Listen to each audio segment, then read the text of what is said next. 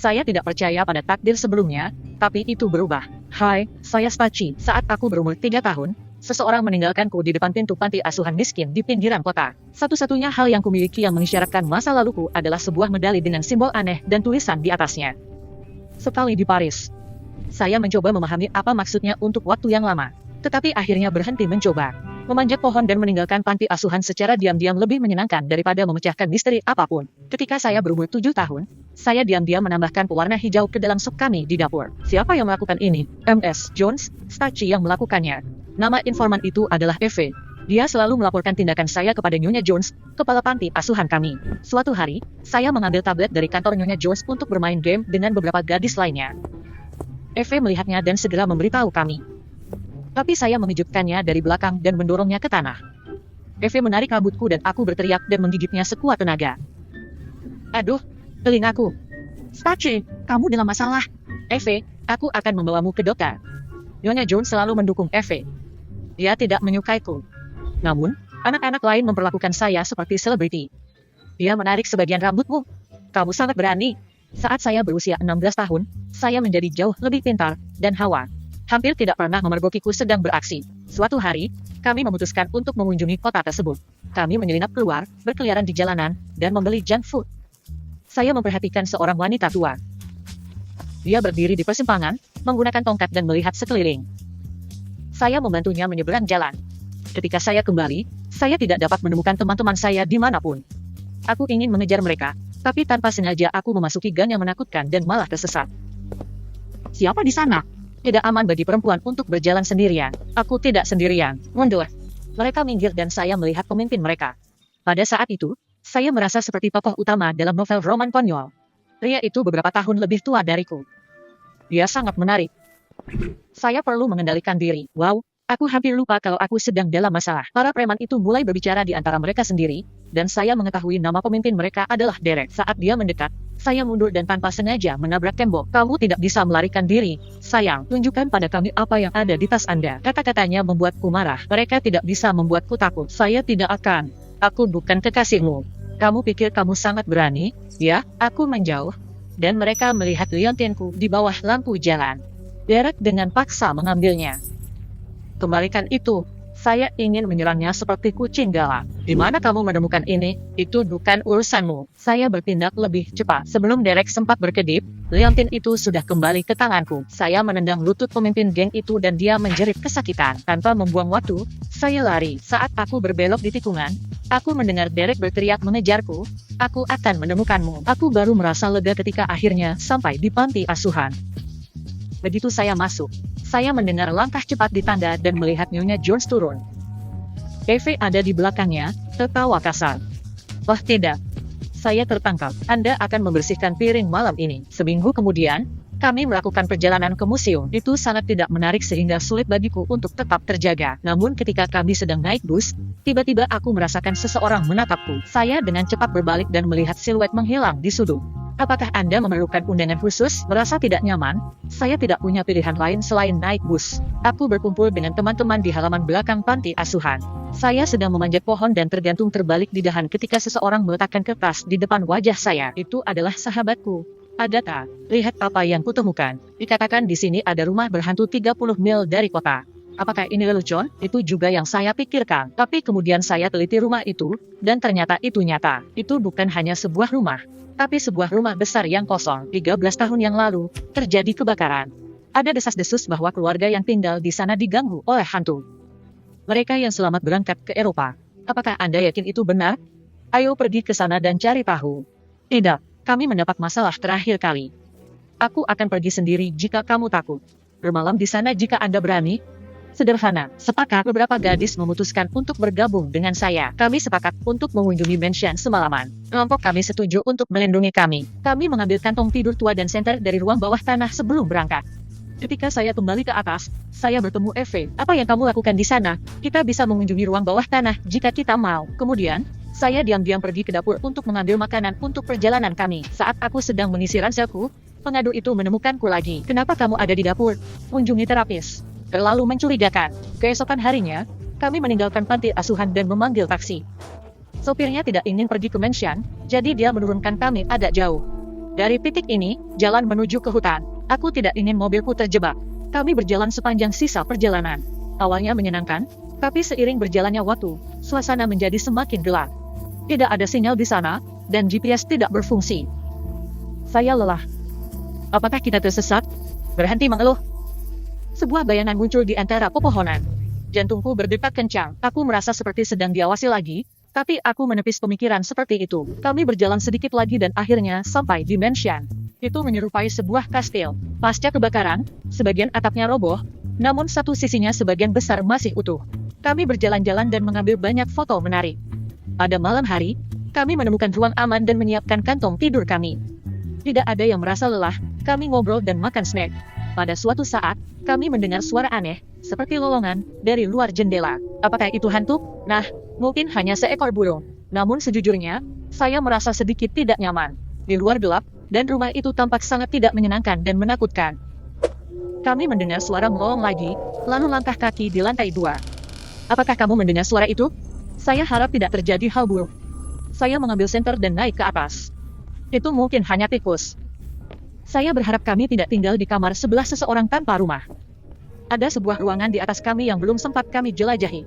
Saya menggunakan senter dan melihat tempat tidur bayi di sana. Apakah ruangan ini pernah menjadi kamar bayi? Saya merasakan perasaan yang aneh, seperti rasa keakraban. Lalu, sebuah tangan menyentuh bahuku. Maaf atas ketegangannya. Jika Anda ingin mengetahui apa yang terjadi selanjutnya, harap ingat untuk menyukai video ini dan berlangganan saluran private diary. Sebuah tangan menyentuh bahuku, tapi itu hanya Agatha. Apakah Anda bertemu seseorang di sini? Tidak ada seorang pun di sini. Kami kembali dan pergi tidur. Pada malam hari, saya terbangun karena mendengar suara. Aku membuka mataku dan merasa takut.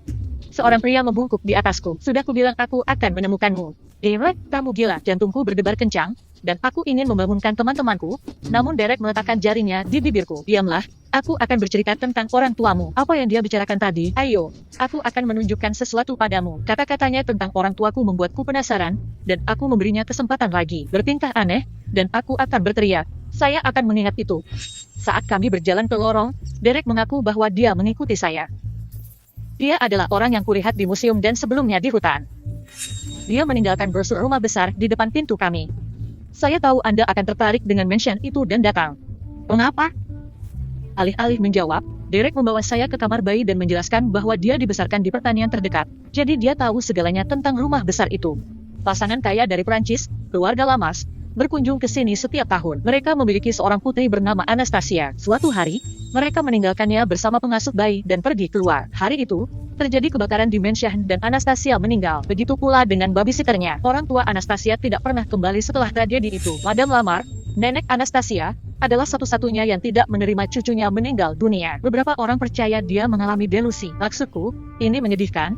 Tapi mengapa ini relevan bagiku? Derek menunjuk ke tempat tidur bayi. Apakah Anda melihat simbol di kepala tempat tidur? Apakah itu mengingatkanmu pada sesuatu? Ya ampun, sepertinya yang ada di medaliku. Simbol yang sama diukir di dinding, tangga, dan bahkan di atas perapian. Bagaimana saya tidak melihatnya sebelumnya? Ini lambang keluarga lama. Saat melihat medali Anda, saya langsung mengenalinya. Dulu ada potret seorang gadis bernama Anastasia di sini. Dia mengenakan medali seperti milik Anda dalam lukisan itu. Anda sangat mirip dengannya. Apa maksudmu? Saya yakin gadis itu selamat. Itu Anda. Kamu gila. Saya hanya yatim piatu biasa. Anda harus mencoba menghubungi keluarga Lamar. Mulailah dengan nenekmu. Mengapa Anda begitu tertarik dengan ini? Saya terpesona oleh sejarah rumah ini sejak saya masih kecil. Lagi pula, bolehkah saya membantu Anda? Saya tidak yakin. Tetapi kemudian saya memutuskan, apa yang terjadi? Aku akan menghubungi Lamas. Pagi harinya, kami kembali ke panti asuhan. Nyonya Jones tidak melihat kami. Anda telah melanggar aturan lagi. Buktikan jika Anda bisa. Eve tidak punya bukti, jadi dia hanya bisa merasa frustrasi. Malam itu, saya sedang menonton TV di ruang bersama dengan anak-anak lainnya. Saya melihat berita tentang seorang pencuri yang ditangkap. Dia telah mencuri banyak barang dari keluarga kaya. Sachi, ubah caramu atau berakhir seperti dia. Aku mengabaikannya dan melihat keluar jendela, melamun. Mungkinkah keluarga Lamar benar-benar keluarga saya? Keesokan paginya, Derek menemuiku di dekat panti asuhan. Dia mengatakan keluarga Lamar memiliki banyak kebun anggur dan terkenal karena itu. Dia juga menunjukkan foto-foto setiap anggota keluarga mereka. Teman Derek bergabung dengan kami pada suatu saat. Vinci adalah peretas yang sangat terampil. Dia menemukan alamat email nenekmu. Derek mengambil foto saya dengan medali dan mengirimkannya ke Madam Lamar. Lalu dia menyarankan agar kami berjalan-jalan keliling kota. Kami berjalan-jalan di sekitar pusat kota, minum milkshake, dan kemudian naik ke atap untuk menyaksikan matahari terbenam. Derek berbagi tentang hidupnya dengan saya. Ibu saya meninggal, dan ayah saya kecanduan judi. Dia jarang di rumah. Saya bekerja untuk melunasi hutangnya. Apakah Anda bergabung dengan grup yang buruk karena alasan itu? Ya. Tetapi sebentar lagi saya akan berusia 18 tahun dan memulai hidup baru. Saya sangat suka menggambar. Seorang guru bilang aku punya bakat. Aku tidak pernah melihatmu sebagai artis. Saya berjanji suatu hari nanti saya akan melukis potret Anda. Dan itu akan menjadi sebuah mahakarya. Kami membicarakan rumah besar itu lagi. Derek menyebarkan rumor menakutkan untuk melindungi Mansion dari kerusakan. Dia bahkan menaruh botol-botol kosong agar mengeluarkan suara menderu tertiup angin. Jadi itulah alasannya. Maka kami bertemu. Saat saya menatap Derek, saya terpesona oleh kecantikannya sekali lagi. Setelah jeda, dia bergerak mendekati saya. Apakah dia akan mencium saya? Saya menjadi tegang dan berpaling tepat sebelum momen itu tiba. Beberapa minggu berikutnya berlalu dengan cepat. Madam Lamar tidak menanggapi email itu, dan Derek mengirim beberapa email lagi. Kami menghabiskan banyak waktu bersama. Suatu hari, dia bahkan menyelinap ke kamarku. Tak lama kemudian, pintu kamarku terbuka dan Eve melihat ke dalam. "Kena kau!" Dia berlari mencari Nyonya Jones. Tapi Derek melarikan diri melalui jendela. "Pria itu baru saja datang." "Nyonya Jones?" Aku tidak tahu apa yang Eve bicarakan. Derek dan saya memutuskan untuk bertemu di sebuah kafe. Aku datang sedikit lebih awal, dan tanpa sengaja aku mendengarnya berbicara dengan Fincher. "Apakah menurut Anda nenek akan membayar?" "Saya akan bercerita tentang cucunya hanya setelah mendapatkan uang." Kurasa Stacy sebenarnya bukan cucunya. Sudah bertahun-tahun. Ada banyak cara dia bisa mendapatkan medali itu. Aku kaget. Selama itu, Derek hanya memanfaatkanku untuk mendapatkan uang. Derek dan Fincher memperhatikanku. "Spachi, jauhi aku. Aku tidak ingin melihatmu lagi." Derek mencoba mendekatiku, tetapi aku mendorongnya dan berlari, seperti saat pertama kali kami bertemu. Kali ini, air mata mengalir di wajahku. Ketika aku kembali ke panti asuhan, aku bertemu Eve dan Mrs. Jones. Sudah kubilang dia terus kabur untuk menemui seorang anak laki-laki. Aku muak dengan tipu dayamu. Mrs. Jones mengunciku di sebuah kamar. Aku hanya diizinkan keluar untuk menggunakan kamar mandi dan pancuran. Mereka meninggalkan makanan di dekat pintu. Aku merasa hancur karena menyadari bahwa aku tidak punya keluarga. Aku bodoh karena mencoba percaya pada keajaiban. Duduk di kamarku, aku mendengar suara berisik di lantai bawah. Semua orang tampak sedang membicarakan sesuatu. Melihat keluar jendela, saya melihat sebuah mobil mewah di depan gerbang. Apakah ada sponsor yang datang? Segera, Eve mengunjungi saya. "Pergi ke kantor Nyonya Jones." Apa kesalahanku sekarang? Apakah aku sudah makan semangkuk bubur terakhir? Ketika saya memasuki kantor, saya menyaksikan pemandangan yang menarik. Nyonya Jones berdiri di sana, tampak gugup, di depan seorang wanita. "Tolong beri kami privasi." Setelah Nyonya Jones pergi, orang asing itu berbalik. Saya kagum dan terkejut. Itu adalah Nyonya Lamar. Saya mengenalinya dari foto Derek. Madam Lamar memeriksaku dari atas hingga bawah. Dia menatap leherku sebentar. "Bolehkah aku melihat kalungmu?" Saya tidak yakin harus berpikir apa. "Apakah Anda di sini karena email Derek?"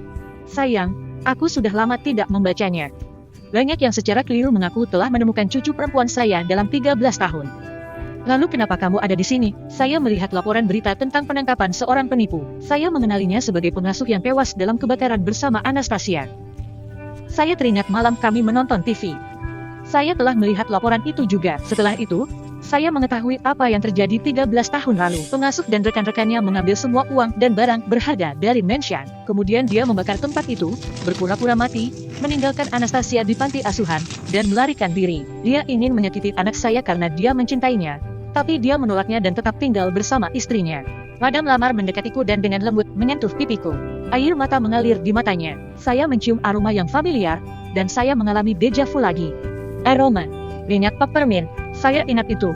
Itu benar-benar kamu, Anastasia kecilku. Madam Lamar, atau nenek saya, memeluk saya erat-erat.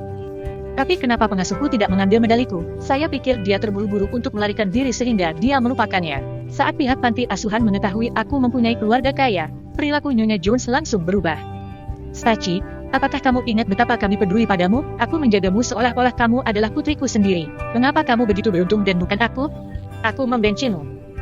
Saat Eve sedang sakit, aku tersenyum ramah padanya. "Nenek ingin membawaku ke Paris. Namun sebelum kami berangkat, Vinci tiba-tiba menghampiri saya. Saya perlu berbagi sesuatu. Percakapan antara Derek dan saya tidak seperti yang Anda duga. Banyak hal telah berubah, Vin. Saya mengirim email ke Madam Lamar kemarin. Saya tidak lagi menginginkan uangnya. Saya memberitahunya tentang Staci. Ini emailnya. Derek berubah pikiran karena dia benar-benar jatuh cinta padamu, Staci. Vinci bilang itu hari ulang tahun Derek sehari sebelumnya. Dia membeli tiket kereta api dan berencana pindah ke kota lain.